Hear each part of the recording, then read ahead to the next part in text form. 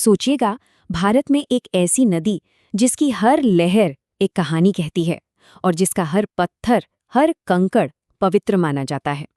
जी हाँ, ये कोई और नहीं, माँ नर्मदा हैं। और आज हम उनकी इसी अद्भुत, अनसुनी कहानी की गहराइयों में उतरेंगे। एक सवाल है, क्या आपने कभी सोचा है कि भारत में एक ऐसी भी नदी हो सकती है जो बाकी सभी नदियों से बिल्कुल अलग, बिल्कुल उल्टे दिशा में बहती हो, जिसे भगवान शिव की बेटी कहा जाता है?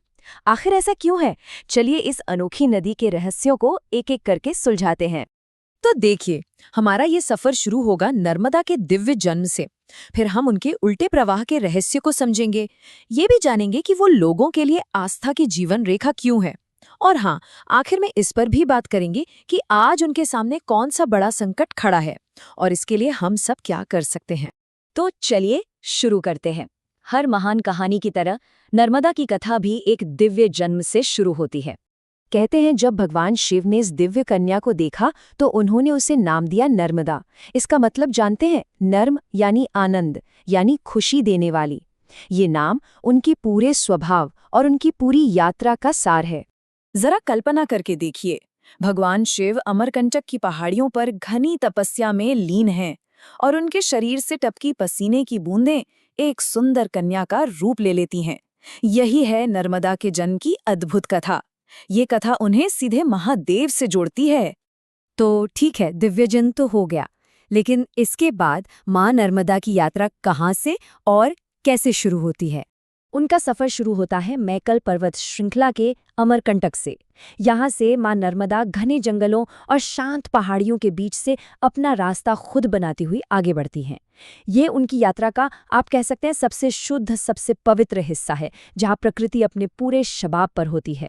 और ये सफर छोटा नहीं है। अमरकंटक से निकलने के बाद लगभग 250 से 300 किलोमीटर का सफर तय करके नर्मदा जी मंडला पहुंचती हैं। और यहाँ एक कमाल की चीज होती है। नदी पूरे शहर को 3 तरफ से ऐसे घेर लेती है जिससे कोई कुंडली बना रही हो।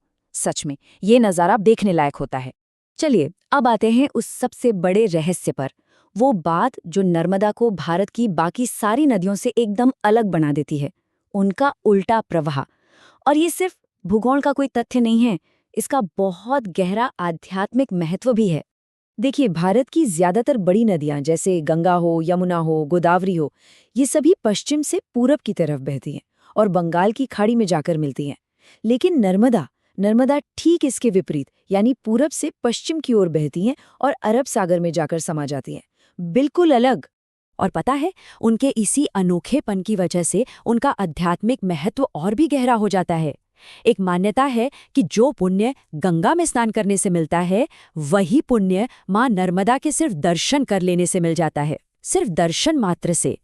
तो ये साफ है कि नर्मदा सिर्फ एक नदी नहीं है, वो तो करोड़ों लोगों के लिए आस्था की, विश्वास की जीवन रेखा है। लेकिन आखिर इसके पीछे क्या वजह है? इसके कई कारण हैं। उन्हें कुंवारी नदी माना जाता है, उन्हें मोक्षदायिनी भी कहते हैं, यानी मोक्ष देने वाली। और सबसे कमाल की बात तो ये है कि उनके तल में मिलने वाला हर गोल पत्थर, उसे अपने आप में एक शिवलिंग माना जाता है, जिसे किसी प्राण प्रतिष्ठा की भी जरूरत नहीं होती। सोचिएगा, हर कंकड़ में शंकर। लेकिन इतनी दिव्य, इतनी पवित्र नदी पर आज एक आधुनिक संकट मंडरा रहा है। और ये एक ऐसी गंभीर समस्या है जिस पर हमें बात करनी ही पड़ेगी। और दुख की बात यह है कि ये संकट हमारी ही गलतियों से पैदा हुआ है। घाटों पर फेंका गया कूड़ा कचरा, प्लास्टिक और शहरों से निकलने वाला गंदा नाले का पानी, ये सब कुछ सीधे नदी में जा रहा है। ये न सिर्फ उनकी पवित्रता को खत्म कर रहा है, बल्कि पूरे पारिस्थितिकी तंत्र को बर्बाद कर रहा है।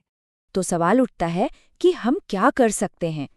देखिए, समाधान मुश्किल नहीं है, ये हमारे ही हाथों में है। पहला कदम, नदी के किनारों को नो प्लास्टिक जोन बनाएं। दूसरा, पूजा की सामग्री के लिए जो विसर्जन कुंड बने हैं, उनका इस्तेमाल करें। तीसरी चीज, नहाते वक्त साबुन या डिटर्जेंट का इस्तेमाल बिल्कुल न करें। और सबसे जरूरी, इस बारे में जागरूकता फैलाएं, लोगों से बात करें। एक बहुत ही गहरी और सच्ची बात कही जाती है, नर्मदा सिर्फ एक नदी नहीं, हमारी माँ है। अगर माँ स्वच्छ रहेगी तभी हम स्वस्थ रहेंगे। हमें यह हमेशा याद रखना होगा कि उनका स्वास्थ्य सीधे सीधे हमारे स्वास्थ्य से जुड़ा है।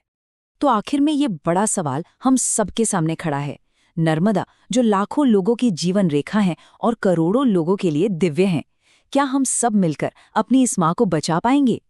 ये सवाल सिर्फ एक नदी को बचाने का नहीं है, ये हमारी विरासत, हमारी आस्था और हमारे आने वाले कल को बचाने का है।